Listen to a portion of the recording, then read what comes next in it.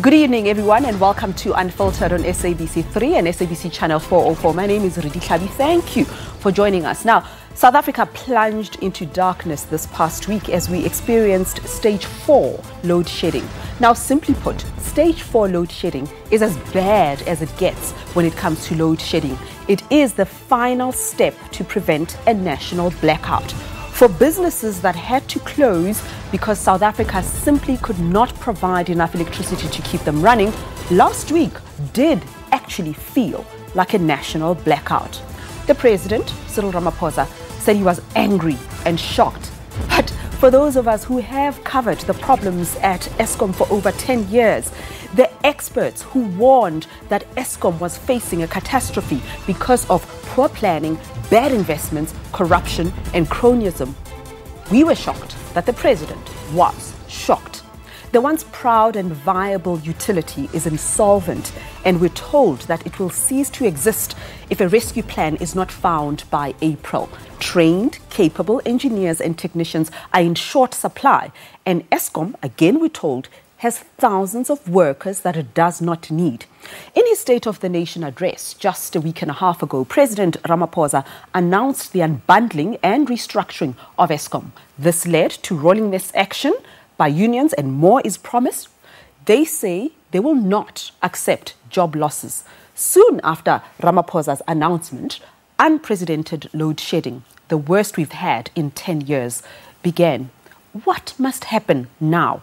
Tonight, we ask you, should Eskom be split with private enterprise playing a role in its recovery, or must the government throw more money at the utility to keep it afloat? We're delighted this evening to have the president of the National Union of Mine Workers, Joseph Muntisetse. Good evening to you and welcome. Yeah, good evening and good evening to the listeners. Thank you. And I must just tell our listeners, we tried the Minister of Public Enterprise, I beg your pardon, Mr. Pravin Gordhan. We didn't have any joy there. We tried the ANC. We tried Eskom itself, from CEO to chairman to spokesperson. Nobody was available. But the dialogue must continue, whether with opposition, with labor, with civil society, with experts. We will talk about Eskom because it is so pivotal to our lives. Okay, let's talk about this. 420 billion rand in debt. Eskom cannot finance its operational and debt cost. The wage bill has increased threefold between 2007 to today at 30 billion rand. Do you, as the National Union of Mine Workers, think that Eskom is in trouble? Yes, of course. Thank you very much, and the viewers. Eskom is in trouble, but it's a self-inflicted trouble. Yes. Because first, Eskom has put on its fold the IPPs. The IPPs cost Eskom 103 million an hour. If you calculate that into a year, it's 537,000 billion, which is something that has been put on at Eskom as a cost. If you take that out, Eskom will have that money annually to boost its income, to pay its debt. Secondly, Eskom is in trouble because of it has closed on 7 units of energy from Handrina Power Station and Grootvlei and Kusile, which amount to 7 billion if calculated. And then they put on diesel with generators, of which a truck of diesel is amounting to 30,000 money paid for it, but the generator needs 50,000 kind of money-wise to a generator. So this has been done so that it can pave the way to bring in tenders, which are collaborating with the entity itself.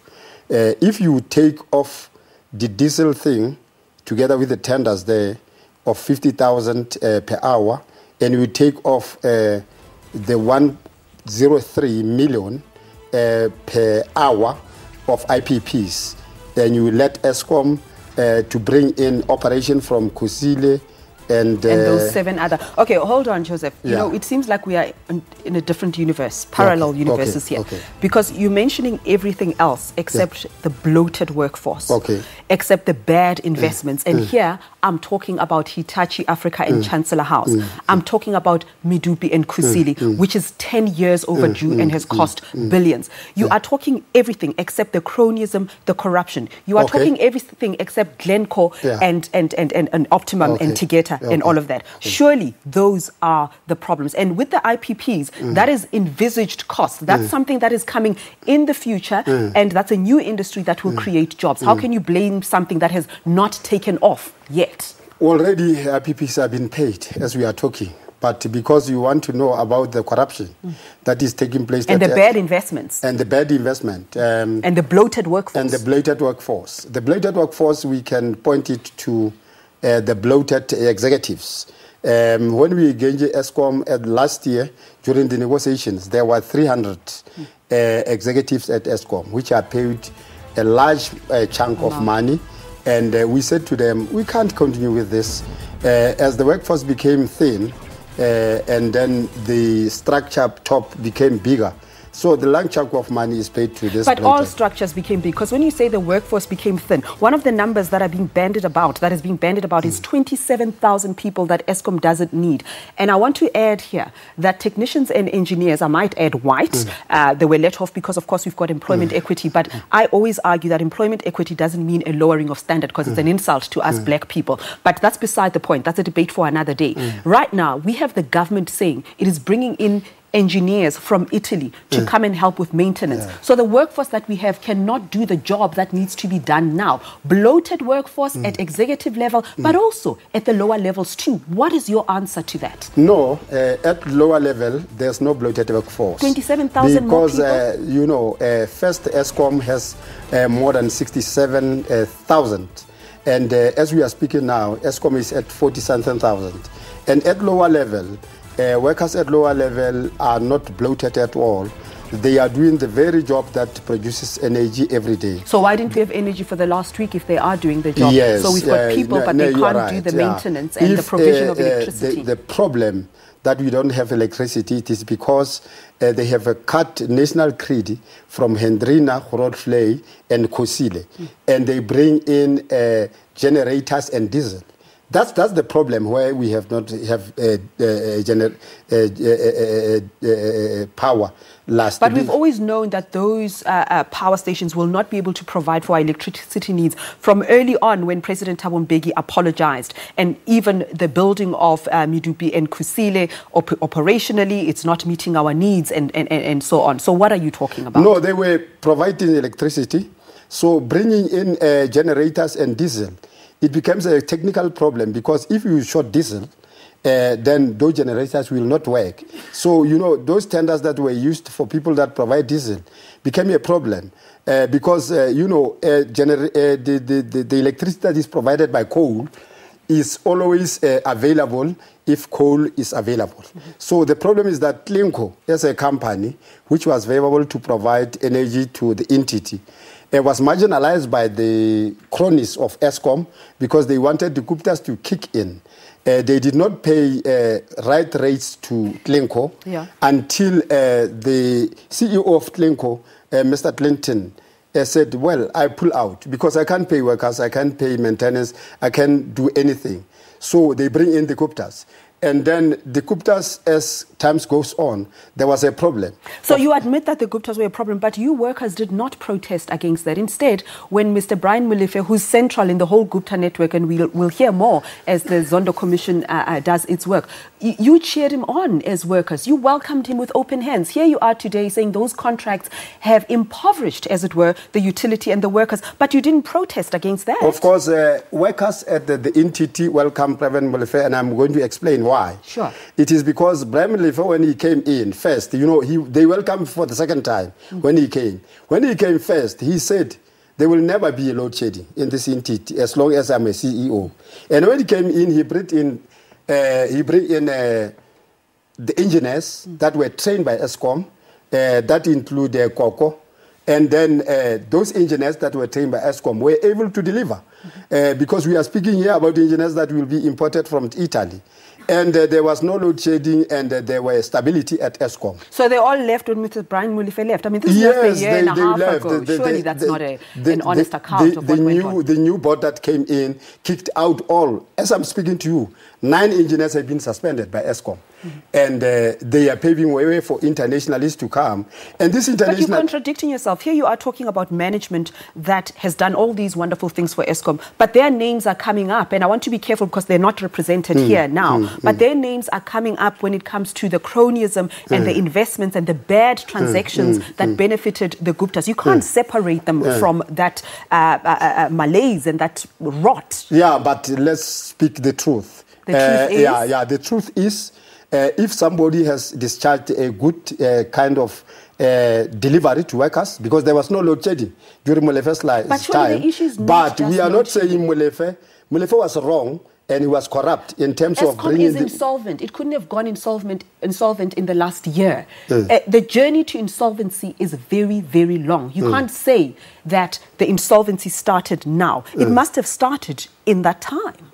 But you are absolving those people here tonight. Of course, insolvement started during his time as he was misusing the funds of the entity, but bringing in engineers that were local. But misusing the funds? Misusing the funds. And we are not acceptable. Why didn't you protest against we are not. You are very good at striking. You are very good at downing tools. No sooner had the president announced unbundling and restructuring, you were out there on the street. Why were you not there out in the street when you knew that corruption was happening and the Guptas were benefited, which is what you've admitted here tonight? No, by the time when Molefe was there was no an indication of corruption.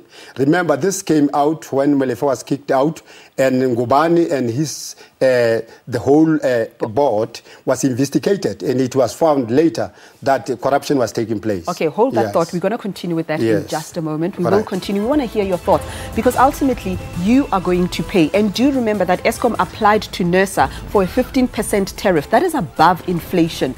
Can you afford to pay even more and more for electricity? Stay with us.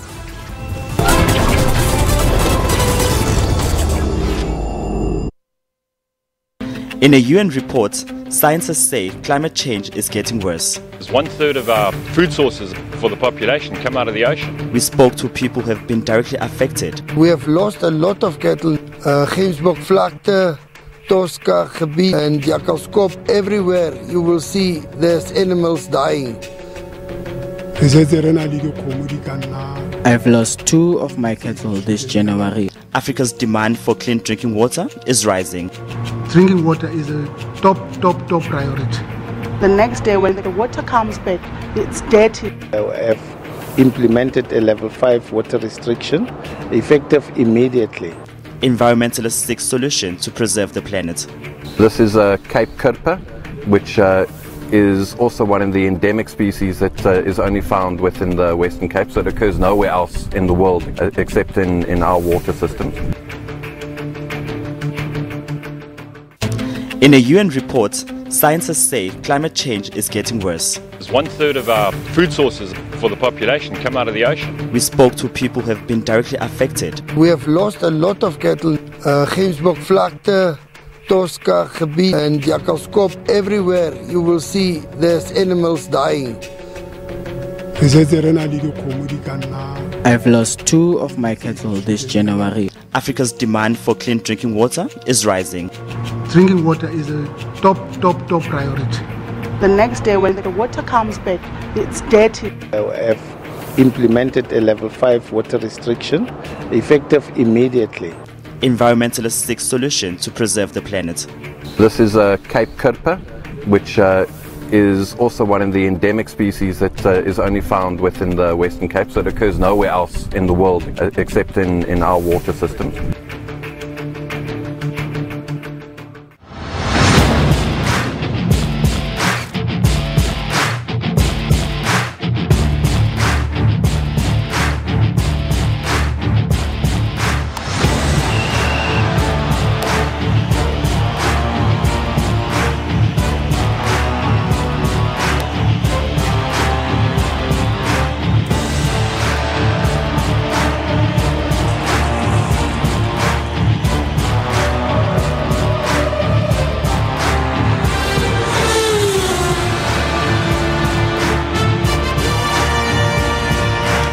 the finest sporting entertainment, Wednesday nights at 10.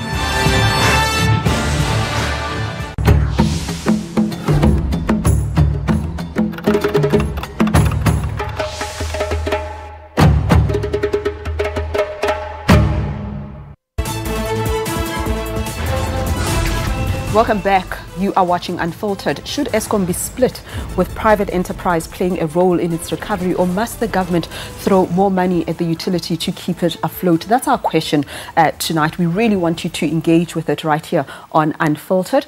Remember that you may participate in this conversation on Facebook and Twitter using hashtag SABC Unfiltered. In the studio with me is NUM President Joseph Muntisetse. And I have to emphasize again, we did invite government, we did invite the ANC, we did invite Eskom. They're not available. But the conversation will go on. Okay, so what I want to ask is the following. We've spoken about history. We have different interpretations of the problem. What is your solution as Labour? Because, and I'll tell you why I ask this. When the company goes bankrupt, it's insolvent now, technically insolvent. If it collapses by April, there'll be no jobs for anybody and everybody. So what's your solution? Our solution is very clear, is that the government must actually introduce operations of Kusile, Komati and other the stations to bring greedy to the national greedy. Because unbundling, we have a history of it. It happened in Britain during Margaret Thatcher's time. But she hated unions. We don't hate unions here. But we want you to not just be focused on job protection, but look at the customers as well in our economy. But I want to tell you unbundling what it's going to lead to. The British today, they are under privatization. It's energy. United States of America also is... But they don't have blackouts. They are bad examples for you to use because they don't have blackouts. We do. Okay, they don't have blackouts, but workers have been out of work. You know, well, that's the problem. And they have blackouts. They have blackouts. No, they don't. Rolling load shedding the way we have it, absolutely not. That's not true. So we are not for the energy to be privatized. Why? Because electricity is going to be very high. You've just given Margaret Thatcher a compliment, basically. Yeah. You've just said that, she kind of ran roughshod over unions, they privatized, but they don't have rolling load shedding, and we know that. That is factual. But the point here is this, that load shedding is already costing workers their jobs. There are companies that are reporting that they can't keep the workforce that they have. So already we have that impact. And it seems as unions, and we understand that your job is to protect your workers, but we need to protect an entire economy, including consumers as well. What is your solution there? Our solution is that government must take off IPPs, which is costing the country 1.3 million an hour. Government must take off diesel, which is costing 50,000 per hour for provider of diesel, and bring on coal kind of energy which has been provided before, which will bring about no load shedding, and it will cut over cost. May I suggest to you that you as unions are stuck in the past? Here you are talking about coal. The world is moving towards cleaner and renewable energy. Coal is the past. Secondly, government ministers talk about the fourth industrial revolution as if it's something that's still going to happen. It is here. Surely you must be contending with the question, how are we preparing our workforce for the inevitability of change? Here you are talking about coal as if we're stuck in the previous century. You're not ready for the future. You're not ready for the present. You are failing your members. No, thank you very much for that. We represent members here.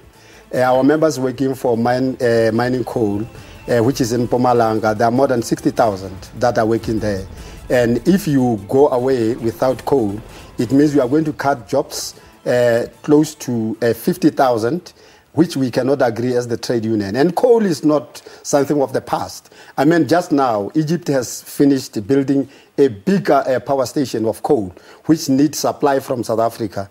And many countries, we cannot compare ourselves as a developing country to more developed countries like the United States and Britain. But you're and the one who mentioned them. You use them as examples. I use them as an example which is bad. I use them as an example which is bad. Come on, you can't have your cake and eat it. Hold that thought. We're coming back in just a moment. Stay with us.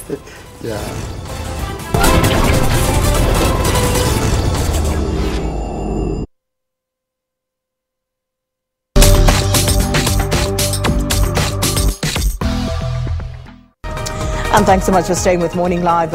He described as unlawful the publishing of witness testimonies prior to being heard before the Commission. It's almost like asking a parent who's your favorite child.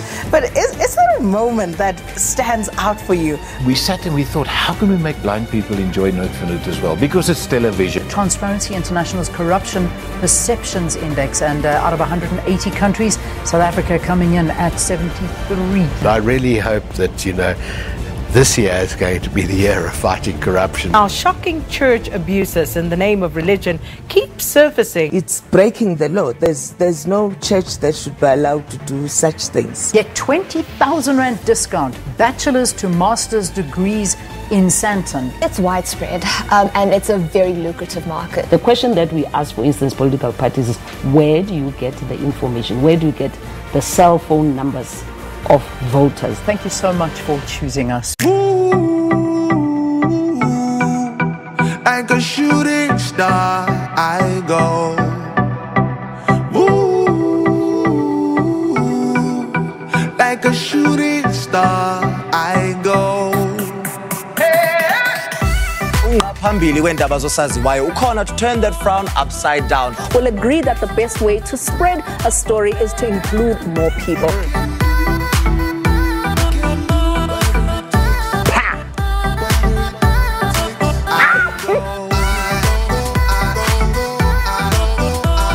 Get obsessed with the best of the best when it comes to Unkosi. Catch RGB Saturdays at 7:30 only on SABC 1 Mzansi for sure. SABC Encore invites you and your loved ones to celebrate Valentine's Month with us. It's that time to spread the love.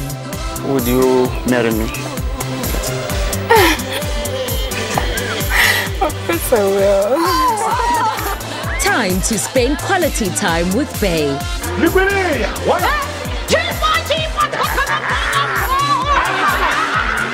Time to tune in to SABC Encore, DSTV channel 156. Timeless.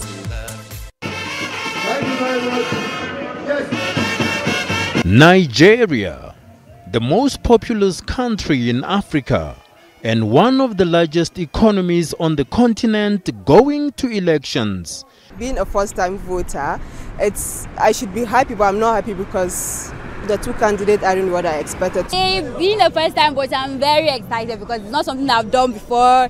So I want to be able to choose my leader, and it's the first time I'm going to do it, so I'm excited. Nigeria decides. Watch SABC News for updates. In the studio tonight is the National Union of Mine Workers President Joseph Muntisetsi, and his union has been speaking about these current problems that Eskom is facing. They are out on the streets and they're saying they will not accept job losses as part of the unbundling of Eskom. And what does unbundling actually mean? Well, it means that you bring in private enterprise. We know that South Africa tried to sell off Eskom's debt overseas, and the debt was so bad that no one would have it. So President Cyril Ramaphosa is speaking about the unbundling, which simply means that you bring in private enterprise. Maybe some will take over the transmission, the distribution, the generation of electricity, but the unions will not have it. Can we not have a 50-50 situation? Because when we have blackouts, the economy suffers. Why is it that you don't trust that IPP's renewable energy will create new jobs and new industries rather than lose jobs? No, presently, IPPs, they are selling a unit of energy to Eskom at 2 rand. And Eskom is selling to the nation at 89 cents. So the business between IPPs and Eskom is a problematic. Because but we can fix that, can we not? It can't be fixed because, IPPs as independent suppliers, giving consumers an alternative, giving the economy an alternative. 15% tariff increase, nobody can afford that. Okay. Fixing it will be that IPPs must stand alone to provide energy for itself to the nation. as an independent, as it is called. It must be independent from Eskom. Our problem is that it is taking money from Eskom being indebted and also paying for IPPs. All right. That's our problem. And then the second thing that I do want to ask, I don't think you answered it satisfactorily, about moving with the times, about how even me sitting here with you, perhaps in 10 years, nobody will need a news anchor called Ridi Tlhabi. There'll be a robot sitting here and talking to the viewers. I need to prepare for that. Why don't you prepare as part of your mandate, your workers, for the dynamic and ever-changing world? Well, of course, I understand what you are saying, but you must understand that the changing world should actually consider an employment of workers. We cannot agree to a changing world which is going to put workers out of work. People will always need jobs, but why don't you train them? You coming out when you're saying no job losses, but you're not coming with tangible solutions to say, okay, fine, you meet us halfway, this is what we will do. The training that we'll invest in IPPs. Why don't you as unions invest in IPPs yourself? IPPs start new projects. Okay, IPPs are not even South African companies, if you can understand. These are Rothschild dynasty, which are internationally sponsored. So they're not even South Africans. So start South African ones, and everything, the equipment that you need will be manufactured right here at home. It will be good if they are manufactured at home because they will create jobs. But you need that as unions. That's what I'm saying. Of course, but like I'm saying, we cannot agree to IPPs that are eating from Eskom, destroying Eskom. Why IPPs as a viable vehicle coming with a clean energy? So why don't you lobby government to insist, in the same way that we have BEE employment equity numbers, to say, sure, they can come on condition that there's a 40% South African wing. We as unions are going to invest in all of that. They'll train our members and prepare them for the future. That's what I'm saying. The problem that we have is that even this black empowerment has disadvantaged our workers because they come in a company as black empowerment, and as they are given a stake, they reduce even conditions of employment, like pension fund, medical aid, and so on. Even salaries have been cut. Sure. So these people must establish themselves being independent from Eskom and compete with Eskom. Doesn't the situation at Eskom and even the scandal with PIC, where workers' pensions have now been squandered, doesn't it force a reflection by yourselves as unions about your relationship with the governing party, the decisions that it has made in your name? It is the ANC government that has been running Eskom, as it were, and here we are experiencing blackouts. Here we are with workers who are vulnerable. Isn't that part of the problem, that you are comrades before you are laborers? And then when the brown stuff hits the fan, that's when you take to the street to protest. Meanwhile, when all these decisions were being made, Tegeta, Glencore, you name it, you were just quiet because you are comrades and you are alliance partner. Now you're making a noise and you want our sympathy. No, thank you very much. Reflect on your relationship with the government and the ANC. You know, as COSATU, because then when you ask this question, we refer to COSATU. We are part of the alliance, and what we had agreed upon... The alliance is not working for you. Now, let me tell you. We are part of the alliance, and the alliance has adopted National Democratic Revolution. And National Democratic Revolution says workers and the working class are a motive force of the National Democratic Revolution, which means the working class should determine the direction to the economy of this country. It hasn't happened yet. So, good luck with your revolution. It means that... The ruling guys within the ANC today have then diverted from the National Democratic Revolution. Hence we are protesting. Thank you very much for joining us. Yes. That is Joseph, and thank you very much. Good luck. No more blackouts, please. Thanks for watching Unfiltered. Goodbye.